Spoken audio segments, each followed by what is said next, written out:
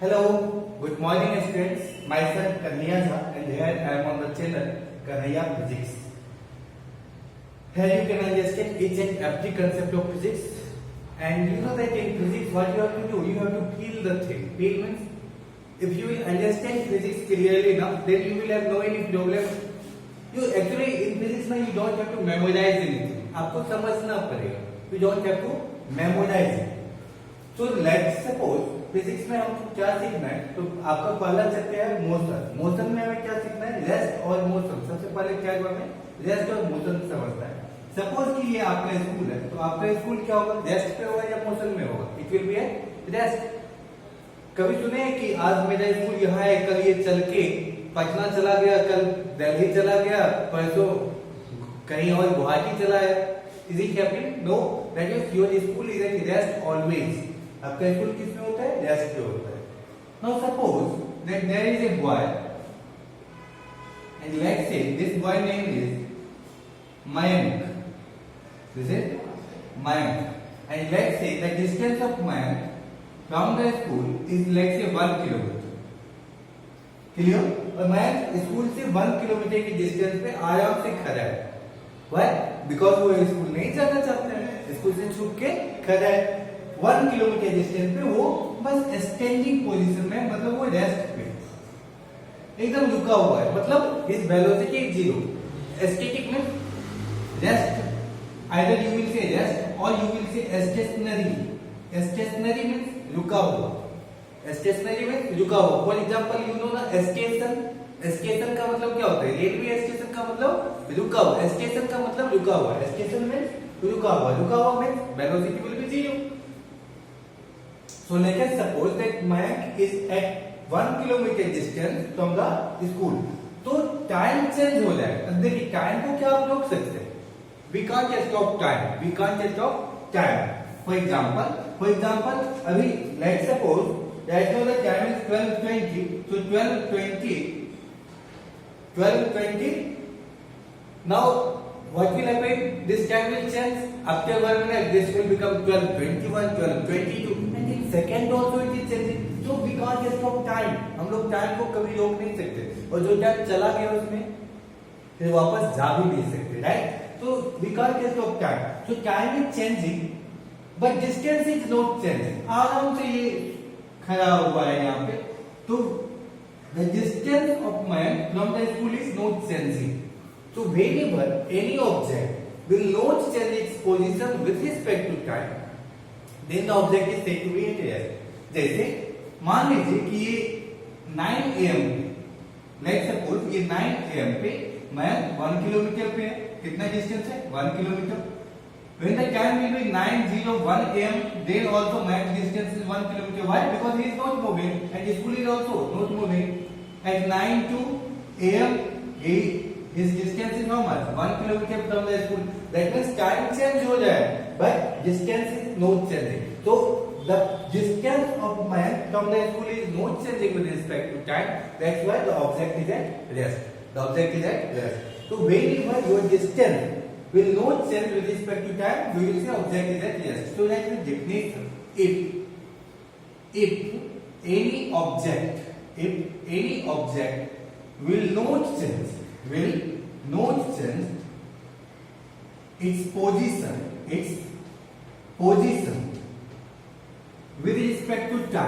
with respect to time, then object is said to be at rest. Object is said to be at rest. Clear? अच्छा, this WIT means with respect to. So if any object will not change its position with respect to time, we'll say object is at rest. For example, try to understand this thing.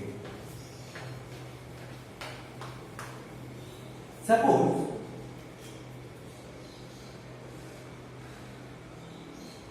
this thing. Suppose this is our school. Again, this is a school, and here is a school bus. Suppose this is our school bus. This is our school bus. Oh, let me make it bigger picture. this is our school, and let's say that this is our school bus. This is our school bus. Clear? On the school bus, let's say that here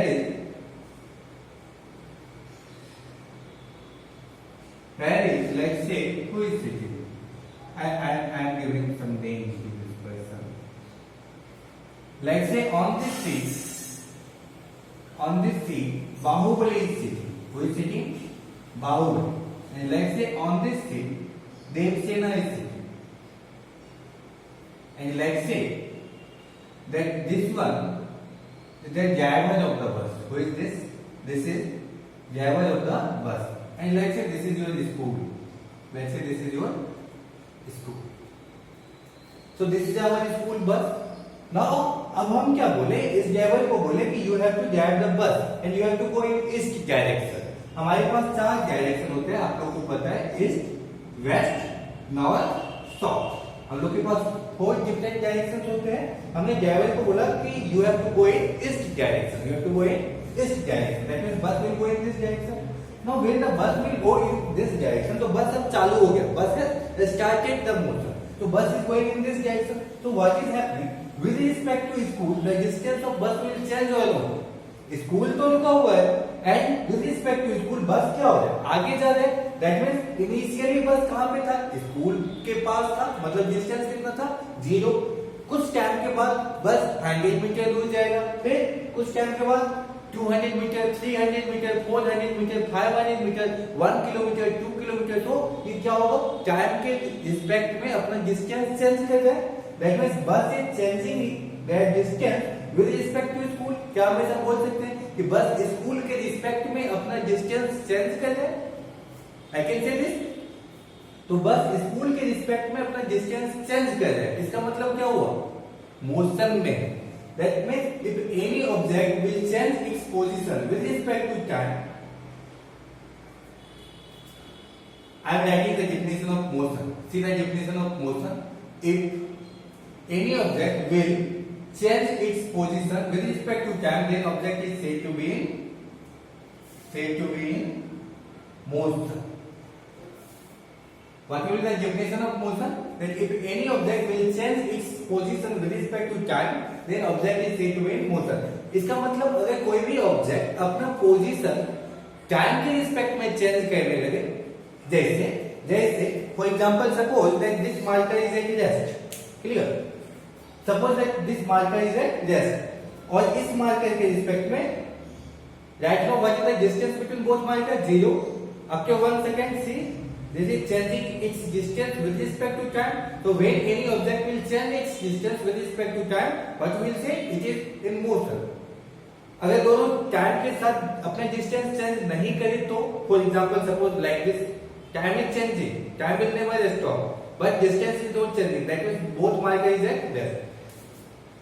यहाँ पे मैं क्या कह सकता हूँ कि अगर ये बस का वेलोसिटी कुछ भी है और ये आगे जा रहा है, तो हम क्या बोलेंगे कि टाइम के साथ डिस्टेंस चेंज कर रही है बस, स्कूल के रिस्पेक्ट में अपना डिस्टेंस चेंज कर रहे हैं. अच्छा, यहाँ पे you have to understand one thing, that rest and motion are relative terms. What you have to understand, that rest and motion are relative terms. For example, you have to understand like this, कि हम अगर ये बोले कि ये बच्चा बहुत intelligent, मान लीजिए कि कोई भी स्टूडेंट है, like suppose I will say कि Priyanka is much more intelligent. Priyanka is much more intelligent. लेकिन क्या ये स्टेटमेंट काफी है? No. Why? Priyanka is intelligent, but with respect to whom? किसके रिस्पेक्ट में वो इंटेलिजेंट? क्योंकि ऐसा तो नहीं है कि प्रियंका ही बस इंटेलिजेंट है इस दुनिया में, प्रियंका से भी इंटेलिजेंट है. तो किसी के रिस्पेक्ट में प्रियंका इंटेलिजेंट है, but at the same time with some other student respect Priyanka is not that much intelligent, right? तो प्रियंका अपने स्कूल में या अपने क्लास में इंटेलिजेंट हो सकती है, बट इसका मतलब ये नहीं है कि दुनिया का सब स्टूडेंट प्रियंका से वीक ही है, राइट? तो ये भी इंटेलिजेंस, कोई इंटेलिजेंट है या कोई वीक है, ये हम क्या कहते हैं, किसी की रिस्पेक्ट में देखते हैं. We will measure with respect to, जैसे हम बोलेंगे कि टेम्परेचर ज्यादा है, temperature is more, but with respect to whom? किसके रिस्पेक्ट में टेम्परेचर ज्यादा है, right? For example if you will compare with respect to Shillong, what we will say कि शिलांग में टेम्परेचर कम होता है, राइट, और राजस्थान में टेम्परेचर ज्यादा होता है। So with respect to whom I have to say, तो ये सब चीज क्या होता है, रिलेटिव टर्म होता है। जैसे बस स्कूल के रिस्पेक्ट में मोशन में है, राइट। अब ये समझिए कि बस के अंदर ही तो बाहुबली और देवसेना बैठा है। So when bus is moving, when bus is changing distance with respect to school, then at the same time, Bahubali और देवसेना भी तो दूर ही जा रही है। She is also, Devasena is also going away from the school. Am I right? Bahubali is also going away from the school.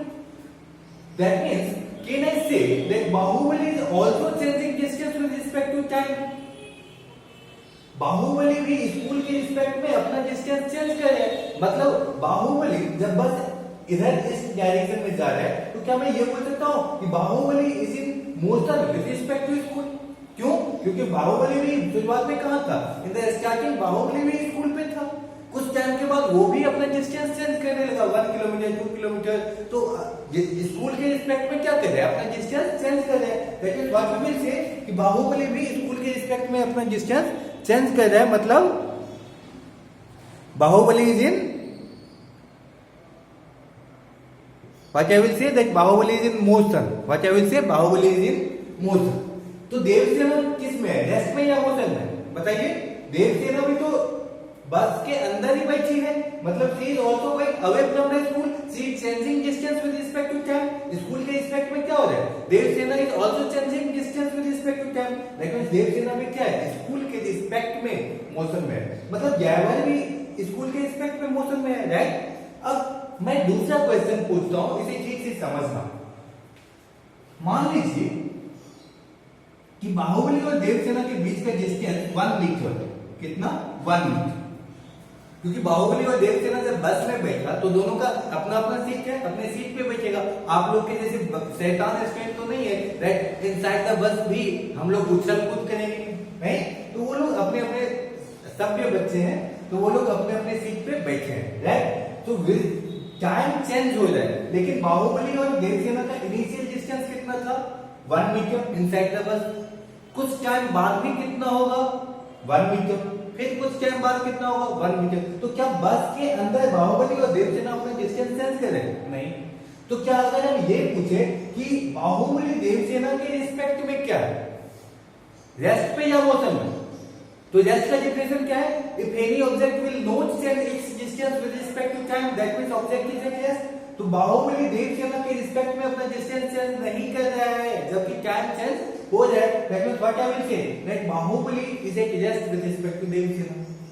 Clear? तो देवसेना भी तो बाहुबली के रिस्पेक्ट में रेस्ट पे होगा, क्योंकि वो भी तो अपना डिस्टेंस चेंज नहीं कर रही है।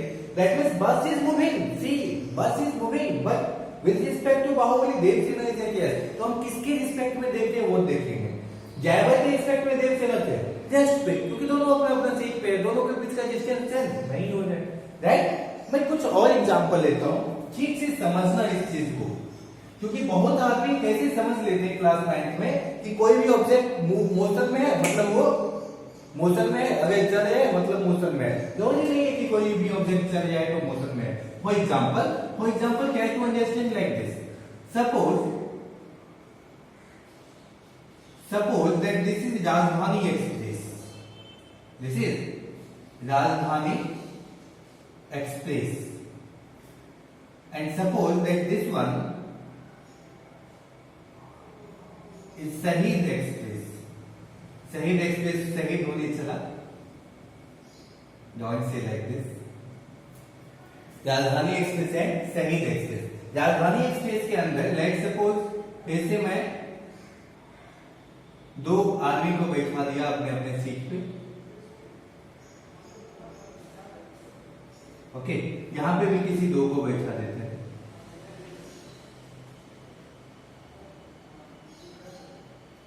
Suppose this is Sita, this is Ram, this is Krishna and this is Radha. Clear? Now try to understand this. हमारा क्वेश्चन ठीक से समझना। ये राजधानी एक्सप्रेस इधर 60 किलोमीटर पर आवर स्पीड से जा रहा है, एंड शहीद एक्सप्रेस भी इधर इस डायरेक्शन में 60 किलोमीटर पर आवर से जा रहा है। मान लेते हैं कि दोनों जो राजधानी एक्सप्रेस और शहीद एक्सप्रेस है दोनों एक ही जगह से दोनों ट्रेन खुला। Let's say both train is starting from Samastipur junction. This place let's say both train is starting from Samastipur junction. तो मैंने क्या बोला, मैं हूं कमांड देने वाला हूं। तो मैंने बोला मैं स्टेशन मास्टर हूं, कुछ देर के लिए मान लीजिए। तो समस्तीपुर जंक्शन से मैंने क्या ऑर्डर किया कि राजधानी एक्सप्रेस और शहीद एक्सप्रेस दोनों को एक ही टाइम पे स्टार्ट करना है, दोनों को एक ही वेलोसिटी से स्टार्ट करना है, सेम वेलोसिटी से 60 किलोमीटर पर आवर और 60 kilometre per hour. What is the meaning of 60 kilometre per hour? 60 kilometre per hour means this will go 60 kilometre in 1 hour. 80 kilometre per hour means in 1 hour it will go 80 kilometre, right? तो दोनों को बोला कि दोनों साथ चलोगे और दोनों सेम स्पीड से चलोगे। तो यहाँ पे राम है, यहाँ पे कृष्ण है। अगर हम आपसे ये पूछे कि राम के रिस्पेक्ट में कृष्ण क्या होगा, रेस्ट पे या मोशन में? तो यहाँ पे देखिए राम और कृष्ण का स्टार्टिंग में डिस्टेंस कितना है? लेट्स सपोज स्टार्टिंग में राम और कृष्ण के बीच का डिस्टेंस 100 मीटर है। अच्छा, ये दोनों पैरेलल पाथ है, पैरेलल, क्लियर? पैरेलल में ये डिस्टेंस चेंज नहीं करेगा। दो रेलवे ट्रैक्स है and both are parallel to each other. तो एक रेलवे ट्रैक लेट्स सपोज ये है, दूसरा रेलवे ट्रैक ये है, तो एक ट्रेन इस पे एक ट्रेन इस पे चलेगा, क्लियर? तो राम और कृष्ण का इनिशियल डिस्टेंस कितना है? Let's say 100 metre. After some time will change, after some time दोनों अब आगे बढ़ेगा। तो दोनों कैसे आगे बढ़ेगा? यहाँ पे देखिएगा, दोनों साथ साथ आगे बढ़ेगा ऐसे, because both is moving with same velocity. तो दोनों के बीच इनिशियली कितना डिस्टेंस था? 100 मीटर। ये डिस्टेंस हम बात कर रहे हैं, कुछ टाइम बाद में 100 metre 100 metre 100 metre 100 metre, like Ram और कृष्ण के बीच का डिस्टेंस चेंज हो जाएगा? नहीं, time is changing, yes time is changing, but distance between Ram and Krishna is not changing. That means object is at rest. That means Ram is at rest with respect to Krishna. Can I say कि राम कृष्ण के respect में rest पे? क्या मैं ये भी बोल सकता हूँ कि Krishna is also at rest with respect to Ram? अब सीता राधा का बात कर लेते हैं। सीता क्या राधा के रिस्पेक्ट में रेस्ट पे? यस, सीता राधा के बीच में इनिशियल डिस्टेंस 100 मीटर था, फाइनली भी 100 metre. That means Sita is yes with respect to Radha. क्या राधा भी सीता के रिस्पेक्ट में रेस्ट में? हाँ। अब मैं ये बात करता हूँ, क्या राम के रिस्पेक्ट में सीता रेस्ट पे है? हाँ, क्योंकि राम और सीता के बीच का डिस्टेंस मान लेते हैं कि 1 मीटर है। तो ये आपस में ट्रेन के अंदर जंपिंग वंपिंग इज नॉट अलाउड, ये जंप नहीं करेंगे। तो दोनों अपने अपने सीट पे बैठे रहेंगे। तो सीता के रिस्पेक्ट में राम क्या है? रेस्ट पे, और राम के रिस्पेक्ट में सीता भी रेस्ट पे। अब ऐसे समझिए, समस्तीपुर जंक्शन पे मान लेते हैं कि यहाँ पे Lakshman, let's say this is Lakshman. तो लक्ष्मण के रिस्पेक्ट में बताइएगा कृष्णा किस में हो गया? मोशन में या रेस्ट में? लक्ष्मण स्टेशन पे रुका हुआ है, स्टेशनरी स्टेशन, और वो ऑब्जर्व कर रहे हैं सब चीज को। तो लक्ष्मण के रिस्पेक्ट में अब कृष्णा तो जा रहे हैं ना, आगे जा रहे हैं with speed of 60 kilometre per hour. So Lakshman के रिस्पेक्ट में Krishna is in motion, Radha is also in motion. Lakshman के रिस्पेक्ट में राम भी मोशन में है और लक्ष्मण के रिस्पेक्ट में सीता भी मोशन में, राइट? अच्छा, देखिए दोनों मूविंग है, दोनों ट्रेन के अंदर चल रहे हैं, लेकिन फिर भी राम के रिस्पेक्ट में कृष्णा रेस्ट पे है। तो ऐसा नहीं है कि कोई ऑब्जेक्ट चल रहा है मतलब वो मोशन में ही है। हम किसके रिस्पेक्ट में बात कर रहे हैं ये देखना बहुत ही जरूरी होता है रेस्ट और मोशन में। आई होप ये चीज आपको समझ में आया, बहुत स्टूडेंट को नहीं आता है। अगर समझ में आया तो कमेंट बॉक्स में जो है लिखिए yes sir I got it. Okay, अगर आप ये समझ लिए मतलब चैप्टर्स का मेन मीनिंग समझ लिए कि रेस्ट और मोशन का मतलब क्या होता है। अब ये मोशन बहुत टाइप के हो सकते हैं, जैसे rectilinear motion, rectilinear motion. Rectilinear motion क्या होता है कि जब मोशन एक स्ट्रेट लाइन में, मोशन इन ए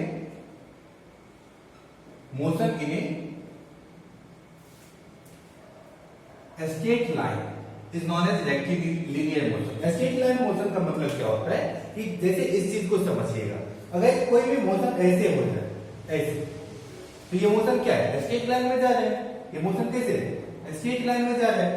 या फिर ऐसे भी तो हो सकता है, ये देखिए ये भी तो स्ट्रेट लाइन में जा रहे हैं। तो स्ट्रेट लाइन में भी दो तरीके से मोशन होता है, जैसे अगर कोई भी ऑब्जेक्ट ऐसे चलेगा तो उसको बोलेंगे horizontal motion along the x axis जा रहा है, और अगर कोई भी ऑब्जेक्ट ऐसे चलेगा राइट लाइक दिस, तो दिस इज वर्टिकल ना अलोंग द वाई एक्सिस। तो या तो कोई ऑब्जेक्ट ऐसे जा सकता है स्ट्रेट लाइन में along the x axis right, अगर कोई भी ऑब्जेक्ट एक्स एक्सिस के अलोंग जाएगा तो इसको बोलते हैं हॉरिजॉन्टल मोशन। क्या बोलते हैं? Horizontal motion. ये भी मोशन इन स्ट्रेट लाइन है, एक स्ट्रेट लाइन पाथ पे ही जाएगा ऐसे, but along the x axis. अगर कोई भी ऑब्जेक्ट ऐसे जाएगा, जैसे हम कोई ऑब्जेक्ट को मान लीजिए इसको ऐसे करके हम क्या के छोड़े, तो जब छोड़ेंगे तो ये कैसे गिरेगा? ऐसे गिरेगा। दैट मींस ये कैसे आएगा? ऐसे। तो ये क्या है? ये वाई एक्सिस में जा रहा है ना, दिस इज वाई एक्सिस। तो इसको जब कोई ऑब्जेक्ट वाई एक्सिस में दो तरीके से जा सकते हैं, जैसे हम इसको ऐसे छोड़े या फिर इसको ऐसे फेंके, तो भी क्या होगा? ये ऐसे जाएगा, ये भी तो वाई एक्सिस का ही मोशन है। तो अगर कोई भी ऑब्जेक्ट वाई डायरेक्शन में जाए तो इसे क्या बोलेंगे? Vertical motion. क्या बोलेंगे? Vertical motion. वर्टिकल का मोशन का मतलब motion along the Y axis. जब भी वाई एक्सिस के अलोंग मोशन हो तो इसको क्या बोलेंगे? अपन वर्टिकल मोशन बोल देंगे। तो आई होप रेक्टिलिनियर मोशन आपको समझ में आया। ऐसे आपको कुछ और मोशन सीखना है, इसे बोलते हैं मोशन इन वन डायमेंशन। इसको बोलते हैं motion in a straight line, जिसको अभी आपको हम रेक्टिलिनियर मोशन सिखा रहे थे ना, इसको आप क्लास 11 में जब जाएंगे तो उसको ऐसे सीखेंगे, motion in a straight line. तो motion in a straight line को motion in a straight line, motion in a straight line को हम दो टाइप में डिवाइड कर सकते हैं। एक को क्या बोलते हैं? हॉरिजॉन्टल मोशन, हॉरिजॉन्टल मोशन, और एक को क्या बोलते हैं? Vertical motion. क्या बोलते हैं? Vertical motion. ठीक है। Motion in a straight line को हम वन डायमेंशन मोशन भी बोलते हैं। क्या बोलते हैं? वन डायमेंशन या वन डी। वन डायमेंशन का मतलब एक्चुअली तीन डायमेंशन होता है हम लोग में, एक होता है एक्स, एक होता है वाई और एक होता है जेड। अच्छा, एक्स वाई जेड को बुक में क्या कहते हैं? ऐसे बना देते हैं, लेकिन जेड एक्चुअली ऐसे नहीं होता है। आप पढ़ लीजिए कि जेड होता कैसे है। जैसे कभी कभी क्या होता है ना, इसमें बुक में ऐसे ऐसा फिगर देखता है एक्स वाई जेड का, और फिर उससे जब मैं पूछता हूँ कि बताओ कि एक्स और जेड के बीच एंगल कितना है, तो वो क्या बोलेगा? 120 और समथिंग लाइक दिस। लेकिन एक्स और जेड के बीच में एक्चुअल एंगल 120 थोड़ी है, दिखने में लगता है कि ऐसा है। एक्स और वाई के बीच का एंगल कितना है? 90। तो ये एक्स एक्सिस, ये वाई एक्सिस, ये तो हम लोग जानते हैं, और ये होता है जेड एक्सिस। एक्चुअली तीनों एक्सिस म्यूचुअली परपेंडिकुलर होते हैं। क्या होते हैं? Mutually perpendicular. That means X Y के साथ कितना एंगल बना रहा है? ये एंगल देखिए, एक्स वाई के साथ कितना एंगल बना रहा है? 90। ऐसे ही एक्स जेड के साथ कितना एंगल बना रहा है? 90। वाई जेड के साथ कितना एंगल बना रहा है? 90। तो ये जेड एक्सिस हुआ। क्लियर? तो मोशन इसे वन डायमेंशनल मोशन क्यों बोलते हैं? क्योंकि जब हम मान लीजिए कि इस ऑब्जेक्ट को ऐसे गिराते हैं, ऐसे फॉर एग्जांपल अगर हम ऐसे गिराए तो ये किस में आया? ये किस में आएगा? वाई डायरेक्शन में आ रहा है ना, ये किस में आ रहा है? Y direction. तो जब ये वाई में आ रहा है तो क्या ये एक्स में जा रहा है? ये देखिएगा, ये जब वाई में आ रहा है तो बस वाई में आया। क्या ये नीचे गिरते क्या इधर, क्या इधर आया? नहीं, तो ये बस वाई में आया। When this is going in y direction, then it is not going in x और it is not going in z। ये y में बस आ रहा है, क्या ये बाहर आया? नहीं, ये सीधे नीचे गिरा। That means it is only going in one direction। तो जब कोई भी ऑब्जेक्ट बस एक डायरेक्शन में जाए तो इसे बोलते हैं वन डायमेंशन। वन डायमेंशन या तो x में जाएगा या फिर y में जाएगा या फिर z में जाएगा। ऐसा नहीं होगा कि x में भी जाएगा और y में भी जाएगा। अगर ऐसा मोशन होगा जो x में भी जाए और y में भी जाए तो उसे क्या बोलते हैं? तो उसे बोलते हैं मोशन इन टू डायमेंशन। क्या बोलते हैं? उसे बोलते हैं मोशन इन टू डायमेंशन, जो फिर से आप क्लास 11 में पढ़े हैं। जस्ट हम आपको इंट्रोडक्शन दे देते हैं उसका। मोशन इन टू डायमेंशन का मतलब होता है कि ये x में भी जाएगा और y में भी जाएगा। जैसे जैसे अगर मान लीजिए कोई भी पत्थर को या स्टोन को हम ऐसे करके फेंकते हैं, जब ऐसे करके फेंकते हैं तो वो कैसे जाता है? वो जब हम फेंकते हैं ना तो वो ऐसे जाता है। अब ध्यान से देखना, पत्थर को फेंकेंगे तो ऐसे जाएगा, ऐसे करके फेंक के देखना, ऐसे करके कुछ एंगल पे फेंकना। एंगल जीरो नहीं होना चाहिए, ये एंगल जीरो नहीं होना चाहिए। यहाँ पे देखना,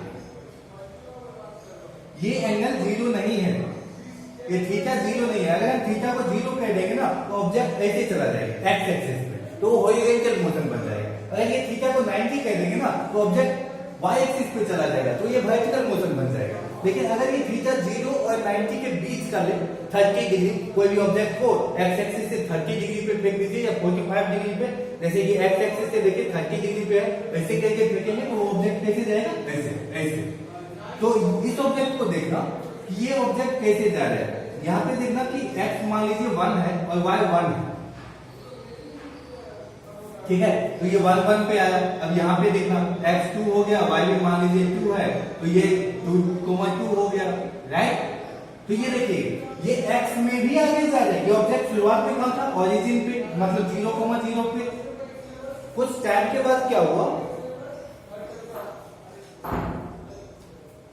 कुछ टाइम के बाद क्या हुआ कि ये ऑब्जेक्ट x में 1 गया और y में भी 1 गया। देखिए ये ऑब्जेक्ट यहाँ चला गया ना, मतलब x पे 1 गया और y में भी 1 चला गया। ये ऑब्जेक्ट कुछ टाइम के बाद यहाँ चला जाएगा इस पाथ पे, मतलब x पे कितना है 2, y पे भी 2, मतलब x में भी जा रहा है एट द सेम टाइम और y में भी जा रहा है। तो अगर कोई भी ऑब्जेक्ट x में भी जाए और y में भी जाए तो इसको बोलते हैं मोशन इन 2 डायमेंशन, क्योंकि ये एक ही टाइम में x एक्सिस पे भी जा रहा है और y एक्सिस पे भी जा रहा है। तो इसे क्या बोलेंगे, मोशन इन 2 डायमेंशन। क्लियर। आप लोग एक और मोशन सीखेंगे जिसको बोलते हैं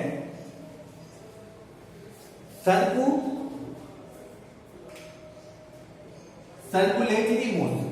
सर्कुलेटरी मोशन मतलब अगर कोई भी पार्टिकल सर्कल में चले, सर्कल में मतलब ऐसे चले, ऐसे कब चलेगा, जब हम क्या करेंगे कि एक यहाँ पे बांधेंगे धागा, यहाँ पे एक स्टोन को बांधेंगे और उसे कसा देंगे, राइट। हम लोग बचपन में बहुत किए। तो वो क्या होगा, वो एक सर्कुलर पाथ पे चलेगा। तो अगर कोई भी ऑब्जेक्ट सर्कुलर पाथ पे चलता है तो उसे बोलते हैं सर्कुलेटरी मोशन। और भी टाइप का मोशन हम लोग देखेंगे, जैसे आप ये भी सीखेंगे oscillatory motion. Oscillatory motion, oscillatory motion क्या होता है कि अगर कोई भी ऑब्जेक्ट मान लीजिए ऐसे और वो ऑक्सीलेट है अलोंग द मेन पोजीशन, ऐसे पेंडुलम देख रहे हैं ना, 10 10 10 10 10 10, तो क्या हो रहा है, ये मीन पोजीशन है, इसको क्या बोलते हैं अपन, इसको बोलते हैं mean position, this is known as mean position. और इसको क्या बोलते हैं, this is known as extreme position. Extreme position, extreme मतलब मैक्सिमम कितना जा सकता है, this is also known as extreme position, this is also known as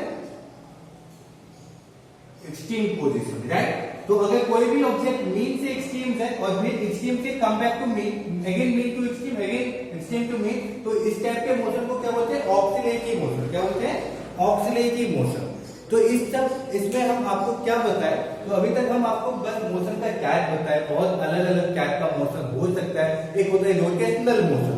rotational motion में क्या होता है कि ऑब्जेक्ट रोटेट करता है। आप लोग जैसे झूला पे झूले, मेला में झूला सब पे झूले ना, रोटेट करता है ऐसे, तो वो होता है रोटेशनल मोशन। उसको क्या बोलते हैं, रोटेशनल मोशन।